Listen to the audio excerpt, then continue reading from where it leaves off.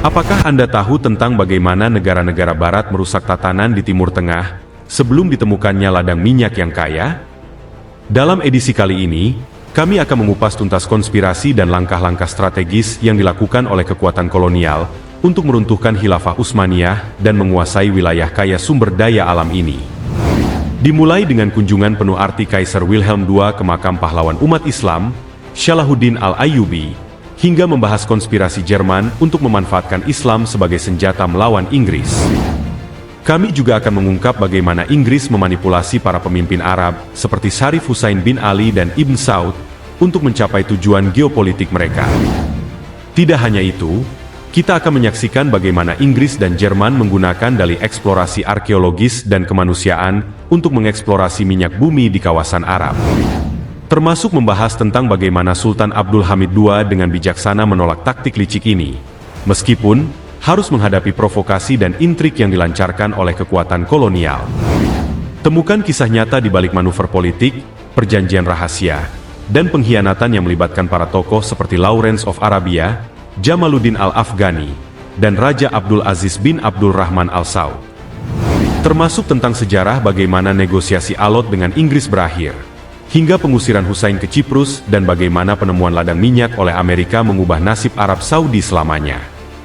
Dan itu semua akan kita kupas sejarahnya dalam pembahasan untuk edisi kali ini.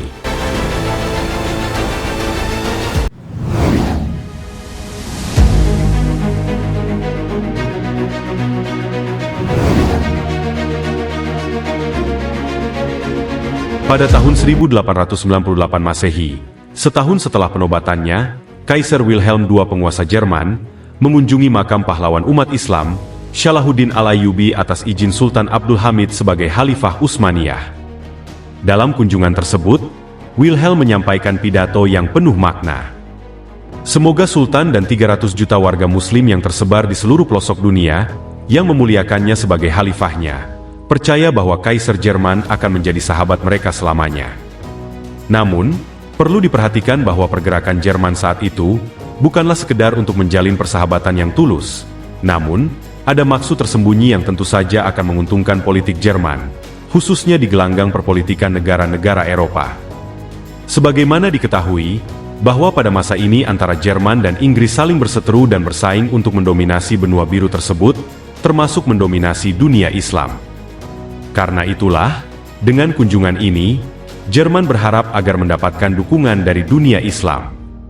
Kaisar Jerman melihat peluang besar ini, yaitu dengan lebih dari 100 juta Muslim di bawah kekuasaan Inggris di India, Teluk Persia, termasuk Mesir.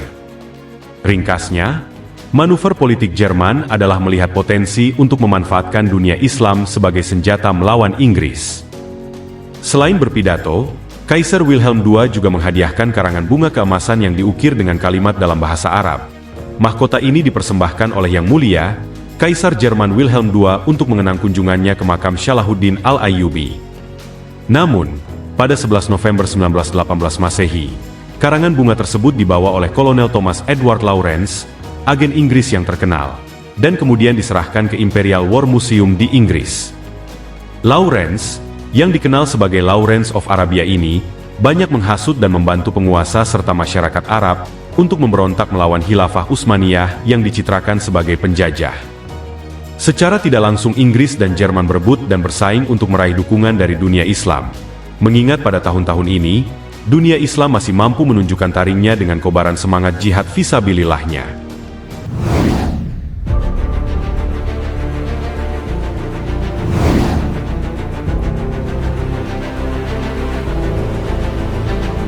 Lawrence of Arabia dan peran Inggris. Lawrence berperan besar dalam pasukan Inggris yang dipimpin oleh Jenderal Allenby untuk menaklukkan Damaskus, wilayah penting Utsmaniyah di Timur Tengah.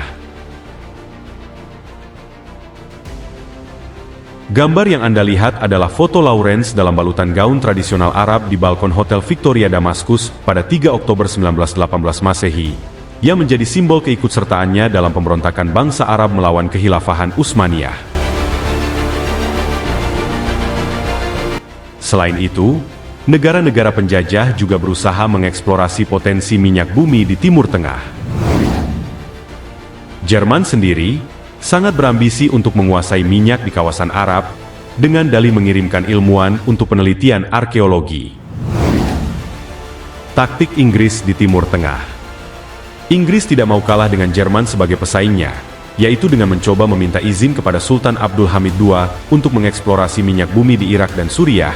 Inggris berdalih kepada Sultan Abdul Hamid bahwa pihak Inggris akan membantu menemukan benda-benda arkeologis dan sumber air bagi daerah kering sebagai aksi kemanusiaan. Namun, Sultan Abdul Hamid II menyadari langkah politik ini dan menolak usulan tersebut. Ia juga menutup sumur-sumur yang telah dibuat di Mosul dan Baghdad, dan tindakan ini tentu membuat Inggris sangat kecewa dan marah besar kepada Sultan. Provokasi dan Khilafah Arab. Imbas dari penolakan Sultan Abdul Hamid ini, membuat Inggris kemudian melancarkan aksi provokatifnya untuk menciptakan kegaduhan politik, dengan memunculkan isu khilafah Arab untuk membenturkan bangsa Arab dengan bangsa Turki sebagai upayanya dalam adu dombanya. Mereka dengan lihai telah memanfaatkan Jamaluddin Al-Afghani dan merangkul Amir Hijaz, Syarif Husain bin Ali, sang penguasa Mekah yang ternyata juga sangat berambisi menjadi khalifah dengan dukungan Inggris.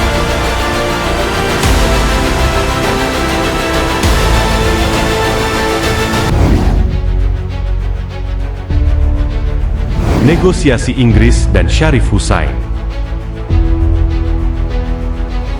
Negosiasi antara Inggris dan Syarif Husain berlangsung alot. Inggris hanya memberikan kekuasaan di wilayah Hijaz, sementara Husain meminta Lebanon, Suriah, dan Irak.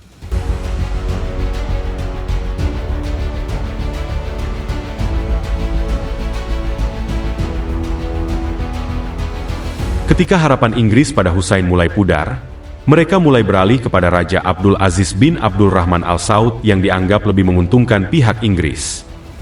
Maka pada Desember 1916 Masehi, Inggris dan Ibn Saud mengukuhkan perjanjian yang akan menguntungkan kedua belah pihak. Di antaranya adalah, Inggris menjamin kekuasaan independen di Najd, Al-Hasa, Qatif, dan Jubail, serta memberikan uang 20.000 pound sterling dan amunisi kepada mereka. Penaklukan Hijaz oleh Ibnu Saud. Pada Juli 1924 Masehi, tahun di mana sistem kekhilafahan Islam di Turki secara resmi dihapus oleh Inggris, Ibnu Saud mengumpulkan perwiranya di Riyadh untuk merebut Hijaz dari Syarif Husain. Pasukan Wahabi mulai menyerang kota Taif terlebih dahulu. Hal ini dilakukan untuk menguji reaksi Inggris, yang ternyata hanya berdiam diri. Artinya, Inggris benar-benar memihak Ibnu Saud daripada Syarif Husain, yang sebelumnya melakukan perjanjian lebih awal dengan Inggris untuk menguasai tanah Arab. Tentu saja, tindakan ini menjadi tanda bahwa Inggris sangat merestui penaklukan tersebut.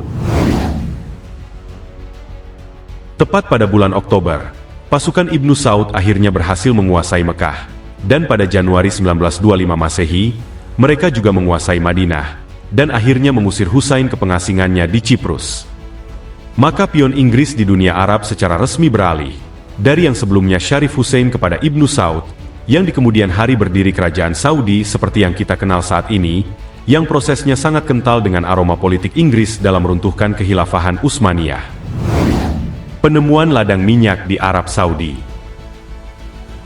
Pada tahun 1938 Masehi, di masa pemerintahan Raja Abdul Aziz, Amerika berhasil menemukan ladang minyak yang mengubah nasib Arab Saudi selamanya.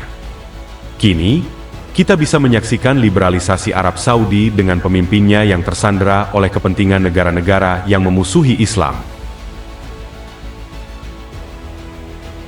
Maka kalau ada yang mengatakan bahwa Ibnu Saud tidak memberontak kepada kekhilafahan Utsmaniyah dapat dibenarkan, karena memang khilafah sudah runtuh pada peristiwa ini.